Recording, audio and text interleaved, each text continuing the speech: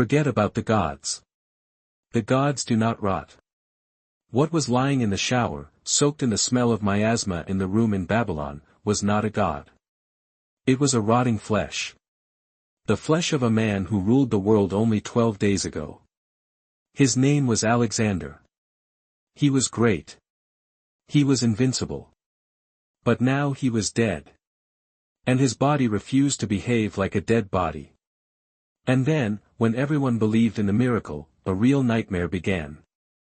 This is not a story about conquests. This is the discovery of the last days of the greatest king in history. What really killed him? Why didn't his corpse lie on a 40-degree heat for 6 days? And what an unimaginable horror did the embalmers see when the miracle finally ended? June 323 BC. Babylon was not just a city, it was a hot cauldron, the capital of the world, floating under the merciless Mesopotamian sun. The air was thick with heat, dust and smoke of sacrifices. Alexander, the king of Macedonia, the pharaoh of Egypt, the ruler of Asia, was at the top of his might. He was only 32 years old and he was invulnerable. He had just returned from a devastating Indian campaign, where an arrow pierced him lightly, where he received countless wounds, each of which could have killed 10. But he survived. He always survived.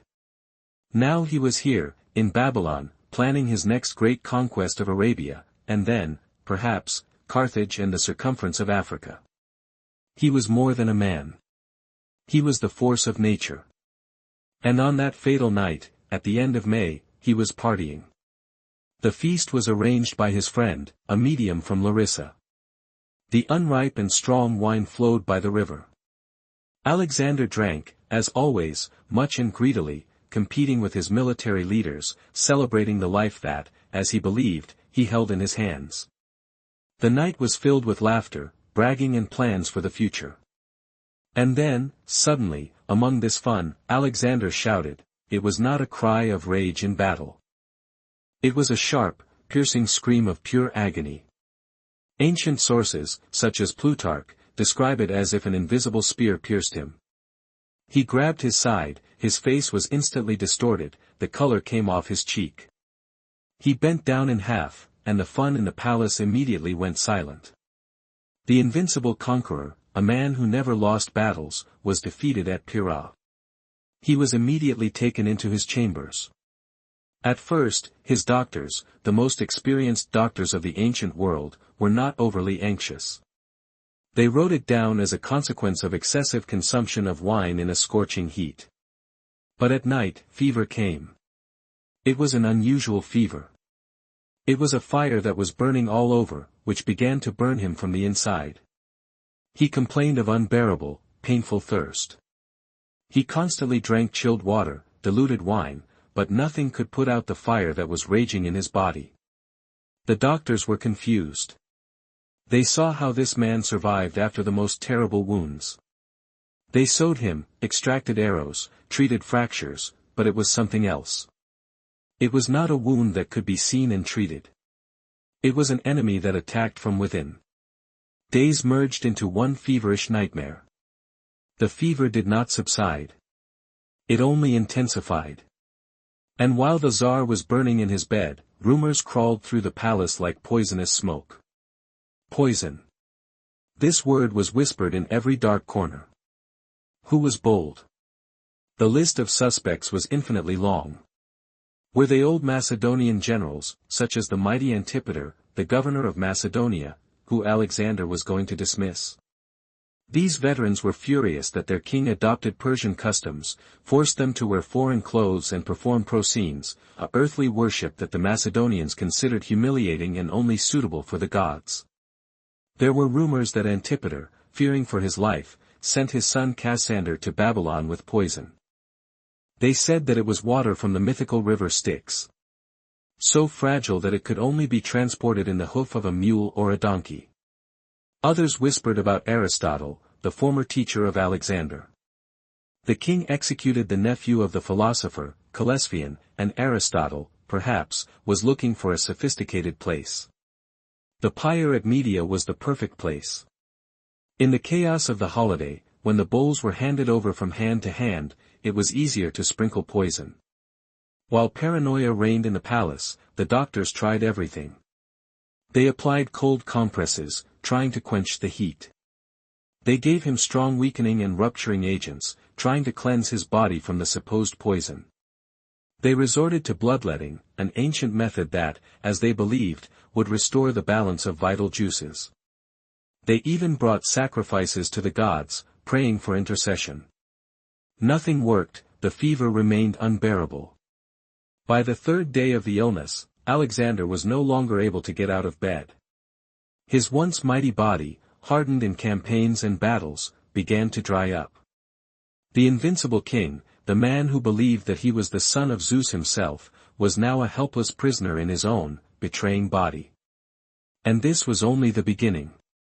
The 10-day agony was only turning, and every hour he took a piece of the man who was known by the world, leaving only a trembling, sweaty, burning shell. The body that knew only victories began its last, most terrible battle. The myth of the invincible conqueror was falling apart in the eyes of the whole world. It was only a prelude to horror that had to come. If you want to know how the greatest mind of the era plunged into madness before his body began the war with nature, subscribe to our channel. We are not afraid to tell stories that others prefer to forget. In the meantime, write in the comments, what do you think it was? A vicious poison sent by enemies or something more insidious that came from the swamps of Babylon? The fever was not merciful. It did not come and did not go away in waves. It was a constant, monotonous, all-consuming storm of fire that engulfed Alexander's body. 10 days. 10 days of tormented agony, during which the most powerful man in the world slowly and painfully disintegrated into pieces in the eyes of his astonished, suffocating empire. The Tsar's diary, which was scrupulously led by his secretaries, such as Evman and Skardia, became a ruthless chronicle of this disintegration. Day by day, the records became more and more gloomy and desperate, reflecting the monotonous horror of watching God die slowly. On the 18th month of Decius, the king slept in the bathhouse because he had a fever.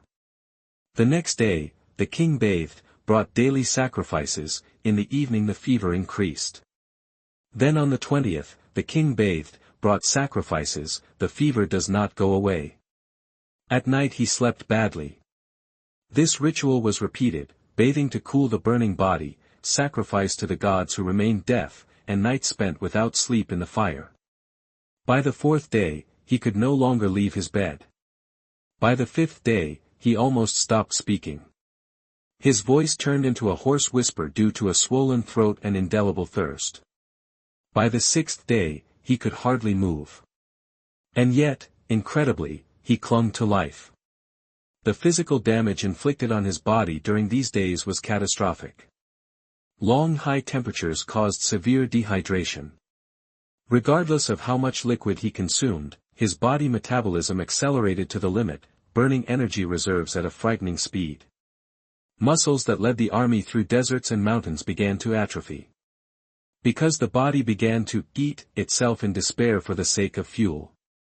The brain, deprived of proper hydration and exposed to high temperatures, began to function with failures. The nonsense began. It was the worst. The brilliant strategic mind that had misguided the Persian king Darius, who had planned the impossible siege of Tyre and founded dozens of cities, began to crumble, plunging into a state of drowsiness between consciousness and nightmare. He shouted out orders to the armies that were not in the room. He saw enemies in the shadows dancing on the walls of his chambers. He spoke to his long-dead father, Philip, and, according to rumors, to his beloved horse, Bucephalus, who died in India. He accused his closest associates, his generals, of treason, and in the next minute begged them not to leave him. For his Getares, the veterans who followed him to the edge of the known world, this spectacle was unbearable. It was worse than seeing him pierced with an arrow. It was a warrior who received a wound. It was humiliation, God turning into a madman. Ptolemy, Perdiccas, Seleucus, and Symmachus, these people who would later divide his empire, like stonemasons tearing the body of a lion, stood in his bed, paralyzed by fear and uncertainty. Their world, their entire universe, revolved around this one man. And now this center collapsed. And there was no plan in case of unforeseen circumstances. Alexander did not have a clear heir. His twin brother Philip Aridae was mentally incomplete and unfit for rule. His wife, the Bactrian princess Roxana, was pregnant, but who could guarantee that a boy would be born? And even if so, the empire could not wait until the baby would grow up. The empire, which was only bound by the genius and iron will of one man, began to crackle before this man even took a last breath. The generals were already looking at each other not as companions, but as rivals. By the 9th day of the disease, Alexander could no longer recognize most of his visitors. His famous eyes, which, according to the descriptions of modern people, had a lion's quality, with a piercing and hypnotic gaze, became dull, glassy and aimlessly delusional. When his generals passed by his lodge one after another to pay tribute, he could hardly distinguish them. According to Arriane's report, Alexander was no longer able to speak.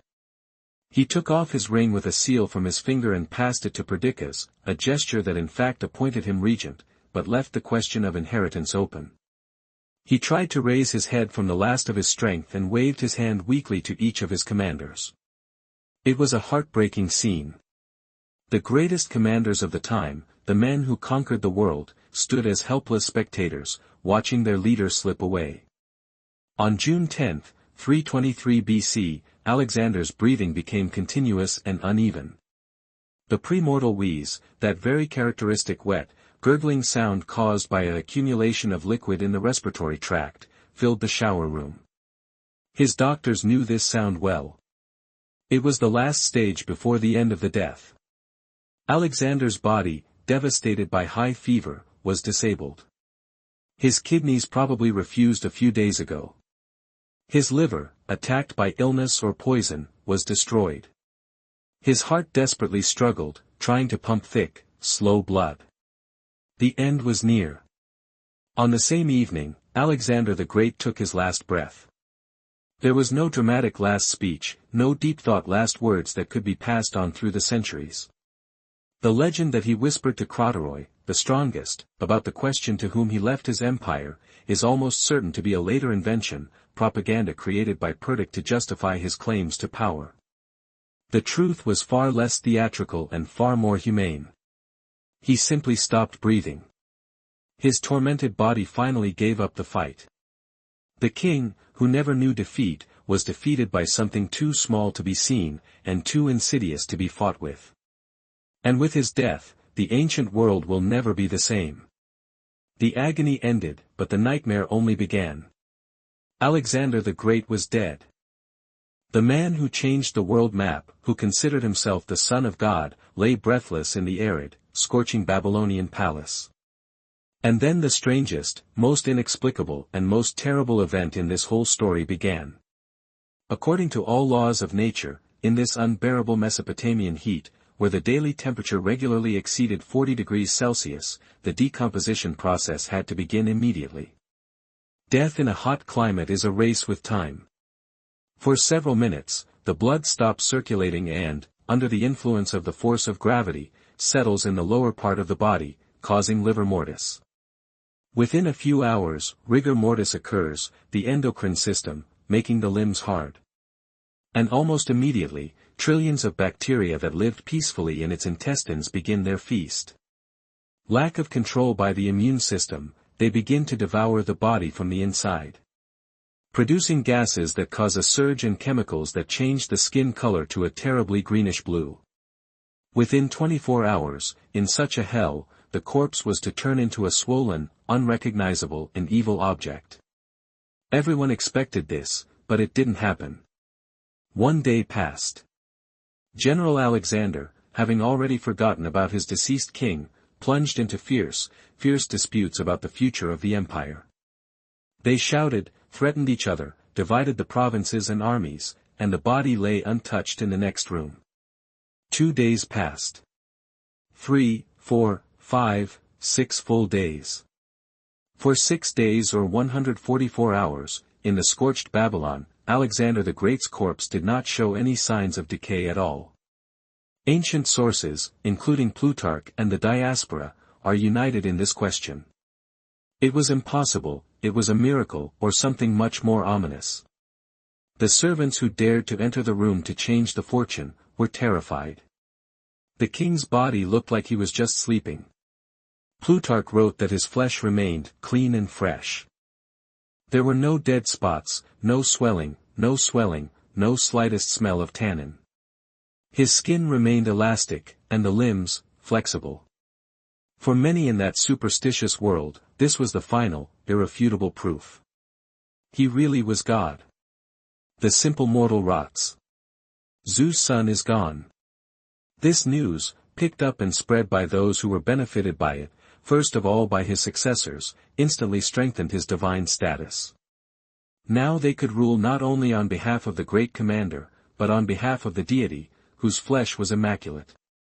But how can modern science explain this striking phenomenon? Theories are as numerous as they are mysterious, and one of them is especially terrible. The most shocking and creepy hypothesis was put forward by Dr. Catherine Hall from the University of Otago in New Zealand.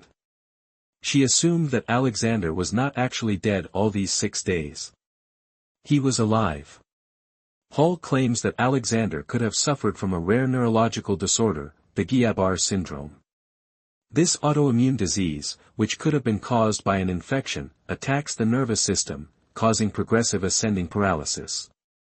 According to this theory, his body was completely immobilized, including the respiratory muscles. The breathing became so superficial, and the pulse so weak and insensitive, that the ancient doctors, checking his pupils, which were fixed, pulse and breathing, which they checked by putting a pen on their nostrils, simply could not fix the sign of life. According to this theory, Alexander was alive, conscious, but completely paralyzed, a condition known as the closed-in syndrome. He heard his generals sharing the empire in his bed. He felt people crying. He understood that he was declared dead, but he could not move, make no sound. He was buried alive in his own, still alive body. The lack of a spread in this case is obvious, he has not died yet. However, most historians and doctors reject this theory, because it does not explain the main symptom, the cruel, constant high fever that preceded his death. The Guillain-Barré syndrome usually does not cause such fever. Another, more plausible medical theory links this to the very cause of death. If it was a severe infectious disease, such as the typhoid virus caused by Salmonella, or the virus of the Western Nile, transmitted by mosquitoes that were in excess in the swampy area around Babylon, it, in combination with the cruel fever that had been raging for 10 days, could lead to catastrophic complete degeneration. His body was literally dried out from the inside before the moment of death. The bacteria responsible for the decomposition simply did not have enough moisture, their main food source, to begin their destructive work. The body, in fact, turned into a mummy before the balsamers touched it. Bacteria in his intestines did not die, they just fell asleep, waiting. There is a third, more cynical political theory. It was a deliberate lie. The generals needed time. They needed 6 days to agree on the division of power, to prevent an immediate civil war right in the palace. Perhaps the body was kept secret in one of the glaciers or the cold basements of the palace, where the ice brought from the mountains was stored. And the courtiers and soldiers lied about the miracle to keep calm and strengthen the divine authority of the dead king. Whatever the reason, whether he was alive and paralyzed, or dried by illness, or it was a political deception, this 6-day honey month of death was only a calm before the storm. Nature was deceived, but not defeated. And when this hour came, reality fell on witnesses with such power that the legend of the divine body instantly turned into a nightmare, a rotting ointment of death. On the 7th day, the miracle was over. Perhaps the humidity in the room had changed. Perhaps the political debates of the generals had finally calmed down, and Perdiccas, having confirmed himself as a regent, gave the order to begin the embalming. Or perhaps the bacteria that had been sleeping in the king's defecated flesh had finally found enough resources to wake up. When the Egyptian embalmers, urgently summoned to the palace as the best specialists in the preservation of bodies, entered the room, they must have been first struck. The king, dead for almost a week, lay before them, but looking as if he had fallen asleep an hour ago. They began their sacred and terrible work. But at the very moment when their tools touched the skin, when the first ritual cut was made, the fragile balance was broken. It was like someone had pierced a tightly inflated balloon with a needle. 6 days of suppressed, restrained decay exploded in one moment. A cascade, rapid collapse began. The smell struck first. It was not just the smell of death, which these professionals got used to. It was a concentrated, suffocating, almost visible stench, which seemed to have physical weight. It was a nauseatingly sweet, delicate, unbearable smell. It instantly filled the room, forcing the hardened embalmers to move. Their eyes were tearing up, their mouths were wriggling with disgust. It was the smell of proteins, disintegrating in geometric progression, the smell of gases, hydrogen sulfide, methane, ammonia, coming out from within. Then visual changes began. And they were rapid, happening literally in front of our eyes. The skin, which seemed untouched and fresh, began to change color in front of their eyes. First, the terrible unnatural greenish paleness crawled down the stomach, where the trillions of bacteria concentrated from the intestine. Then, very quickly, a marble mesh passed through the entire body, dark purple-green and copper patterns of veins that became visible through the skin. This hemoglobin was dispersed in the stagnant blood and entered the chemical reaction with the gray, produced by bacteria. But the worst thing was the influx. Peruis bacteria produced a huge amount of gas. Alexander's body, which remained flat for 6 days, began to swell with frightening speed. His once flat, muscular stomach, the product of years of military training, inflated like a grotesque drum. The gases were spreading it from the inside and the pressure was rising. It became so strong that it started to push out liquids from all natural holes. Dark, foamy, malignant sludge began to drip from the nose, mouth, and ears. It was a dead cleansing fluid. The embalmers were in panic. It was an abnormal decomposition. It was an explosion. 6 days of delayed decay, compressed in several catastrophic hours. They tried to work, but their bodies were literally falling apart. It started what in modern criminal science is called skin sliding. The epidermis of the upper layer of the skin separated from the dermis due to the decay of the proteins that bound them. When they tried to wash or move the body to get to work, the skin was coming off as whole layers like a wet torn glove, exposing a wet red fat tissue under it. It was an unbearable sight. The face that admired the world with its beauty, described by him as almost divine, with his famous lion's hair and piercing eyes, turned into an indescribable mask of horror.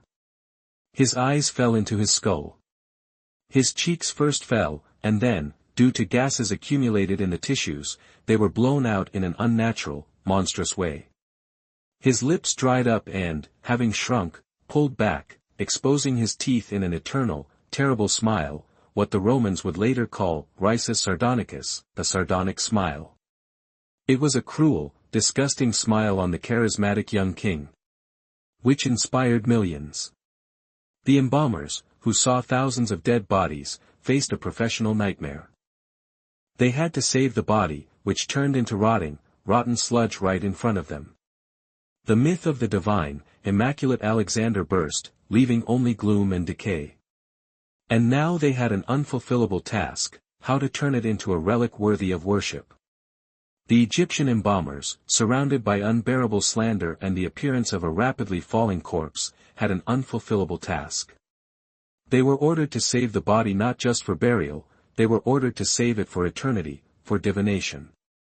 Alexander's body should have become not just a corpse, but a political symbol, a sacred relic, giving legitimacy to the one who owns it. Instead, they were holding a quickly deflating, inflated, staining nightmare. Traditional methods of Egyptian embalming, sharpened for millennia, were practically useless in this situation. The first step in classical mummification was to extract the internal organs through a small ritual incision on the left side. But when they did this incision, the accumulated gases came out of the abdominal cavity with a disgusting hiss. Inside, They did not find any distinct solid organs, liver, lungs, stomach, intestines. Everything that was attacked by bacteria in the first place had already turned into a liquid, indistinguishable, rotting mass. The ancient historian Diodorus Sicilian tactically bypassed these details, but the reality was as follows: it was a sinister, dark slander. It was impossible to remove it carefully. They had to literally extract the decomposed remains, filling the canopies, ritual vessels with this terrible substance. Removing the brain through the nose with long metal hooks was no less terrible. The brain, which consists mainly of fat and water, decomposes as one of the first. Instead of the hard tissue that could be broken and extracted, they encountered the same gray, semi-liquid mass that simply began to flow out through the nostrils and ears as soon as they broke the integrity of the skull. Ordinary body drying with natron, a natural mixture of soda and salt, which usually took 40 days, was impossible. The body, which was devoid of internal structure and with peeling skin, would simply fall apart in a moment. An extreme, non-traditional, aggressive decision was needed. Speaker 27:56, 28:24. And it seems they found it. It was a sign of despair, which has no analogues in the standard practice of embalming. Legends and some historical sources, such as Kurtz and Roof, say that the embalmers, realizing that they could not stop the internal decaying by traditional methods, decided to seal it. They placed what was left of Alexander in a specially made luxurious gold anthropomorphic sarcophagus. Repeating the shape of the body, and, according to some data, it was completely filled with pure copper. Yes, thousands of milliliters of copper. At first glance, this sounds wild, but from a scientific point of view, it was a brilliant decision. Copper in the ancient world was known as the most powerful preservative. It has two key unique properties. First, it is extremely hygroscopic. This means that it extracts all the moisture from any tissues that are immersed in it. Water, bacteria, responsible for rot, instantly die or go into a hangover. Secondly, honey has natural antibacterial and antibacterial properties due to low pH and the enzymes produced by bees. Having plunged the remains into honey, the balsamers, in fact, created an anaerobic sterile environment, which would instantly stop further external decomposition, and, what was no less important, would completely block the monstrous smell. They created a terrible but stable artifact. Inside this golden coffin, floating in a viscous sweet amber liquid, were the decayed remains of the greatest conqueror in history. But there was a symbol outside. Before they sealed the sarcophagus, they did everything possible to restore visibility. They cleaned it as much as possible. And filled with impregnated with resin, sawdust and expensive spices, myrrh, cassia, laden, body parts, reconstructed with the help of linen face, covered with cosmetics and blushes, to give him a likeness of life, all this was a theater. They did not create a mummy in the classical Egyptian sense, but a relic, a doll, which only remotely resembled the person he was, but which was vital for the future of his breaking empire. This golden sarcophagus, with its terribly saturated honey content, became the most desired and most powerful political prize in the entire ancient world. The battle for the body was more important than the battle for the cities. If you want to know how the kidnapping of this body started the 30-Year War and where it disappeared in the end, the most sought-after grave in history, subscribe to our channel. We dig up what others are afraid to even touch. And what do you think was scarier for the embalmers? The appearance of a decaying body or the smell in that room? Write your opinion. As soon as Alexander's body was sealed in a gold, copper-filled sarcophagus, it finally ceased to be a human remains. It became a symbol of the supreme power. In the ancient world, control over the ruler's body meant control over his legitimacy, his divine right to power. He who possessed the body of Alexander possessed his legacy, and therefore his empire. Perdiccas, who was confirmed to be the regent of the empire, understood this better than anyone else. He immediately ordered to build the most magnificent and extravagant funeral chariot that the world has ever seen. Historian Diodorus Sicilian left us its detailed description. It was not just a catafalque, it was a moving temple on wheels. It was covered with pure gold, with a colonnade, with a vaulted roof, decorated with precious stones and complex bas-reliefs depicting Alexander's military victories. Inside this golden temple, a golden sarcophagus rested. All this incredible structure, weighing many tons, was stretched by 64 select mules in a very rich armament. It took almost 2 years to build this miracle. The plan of Perdiccas was to solemnly, with a huge army, transfer the body from Babylon to Macedonia, to Edge, the traditional tomb of the Macedonian kings. Having buried Alexander in his homeland, Perdiccas would have strengthened his power as a legitimate successor and regent of the entire empire. But the other general had his own, much more cunning plans. Ptolemy, one of Alexander's smartest and most distant friends, was appointed satrap, the governor of Egypt. Ptolemy was looking to the future. He understood that it was impossible to maintain the entire empire, but he could create his own new dynasty. Egypt, with its ancient millennial tradition of deification of pharaohs, was the ideal place for Alexander's cult. Ptolemy was not going to let Perdiccas take the main prize. In 321 BC, when a magnificent funeral procession accompanied by an army led by the commander of Oridii finally left Babylon and slowly moved west, Ptolemy brought his plan into action. When the procession reached Syria on the border with Egypt, Ptolemy met her with his own army. It was not just a kidnapping, it was the most audacious robbery in history. He seized the chariot, the body, and the entire funeral cart. It was an act of open disobedience, a direct declaration of war to the regent. This capture of the body and the beginning of the first stage of the Diadochus Wars, the 30-year-long bloody battle between Alexander's successors, which eventually tore his empire into pieces. Ptolemy delivered an invaluable sarcophagus to Memphis, the ancient capital of Egypt, where the body was temporarily buried. Later, probably during the reign of his son Ptolemy II, the remains were transferred to the new, brilliant capital, Alexandria, a city founded by the conqueror himself. There, in the very center of the city, on the intersection of the main streets, a magnificent mausoleum was erected, known as Soma or Sema, body in Greek. The body of Alexander, still in its sarcophagus, became the main sanctuary of the Hellenistic world. Ptolemies founded their entire dynasty on this stolen body. They declared themselves its legitimate heirs and supreme priests of its divine cult. The tomb became the greatest tourist attraction of the ancient world. The great Romans, who conquered Egypt, considered it their duty to testify their respect.